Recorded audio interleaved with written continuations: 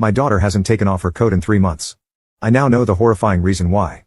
I was dumbfounded the first time I saw my daughter wearing that big, ugly black coat. It was weird, but I just assumed she had found it at school and started wearing it as a joke. I just never could have predicted the horrifying reality behind her new addiction. When I met her 10 minutes later in her room, however, Melanie was still wearing the coat. It was burning hot outside, so I asked her to take it off, but for some reason, she insisted on wearing it. I heard my wife clear her throat behind me and looked back. She gave me a stern look, which was a reminder not to force our daughter to do anything she didn't want to do. I sighed and accepted the fact that I'd have to endure the terrible smell of that coat for the rest of the day.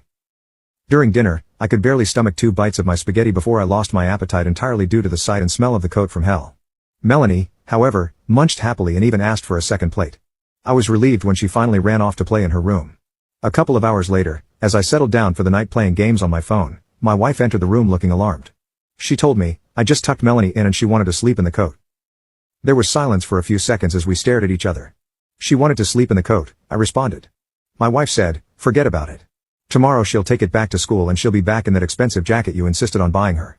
Oh, how I wish it would have been that simple. When I got home from work ready for dinner, I caught a scent of a terribly familiar odor as soon as I stepped in the house. Undoing my tie as I stepped into the dining room, I could see my wife sitting with her hands clasped under her chin, obviously livid but trying to hide it, and sitting in the godforsaken coat looking as though she was the happiest kid in the world. Was Melanie going to town on a cheeseburger?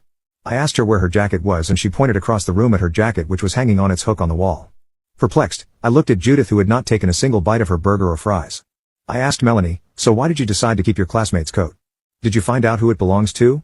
Melanie took a gulp of apple juice before turning to look at me. No one wanted it, Dad, so I'll just keep it. Great. Not a day passed that Melanie wasn't in that coat.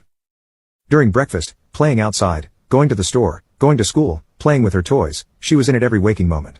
It wasn't long before we got a call from her teacher telling us how uncomfortable Melanie was making all of the other students. I told her that I was going to talk with her about it. I spoke with Judith and we came to a mutual agreement. Enough was enough. Melanie was going to have to take the damn thing off. When we approached her in her room, however, she acted like an animal backed into a corner. She got uncharacteristically loud and violent, throwing things across the room at us until we were forced to retreat. I considered calling a therapist, but Judith was against it. She did not get tired of the damn thing. One night, I accidentally walked in on Melanie as she was taking a shower. Though her clothes were on the floor, the coat was not. She was wearing it as she showered. We were warned by the principal of the school that Melanie would be expelled if she did not get rid of the coat. Judith and I decided to try to rid ourselves of the damn thing while she slept.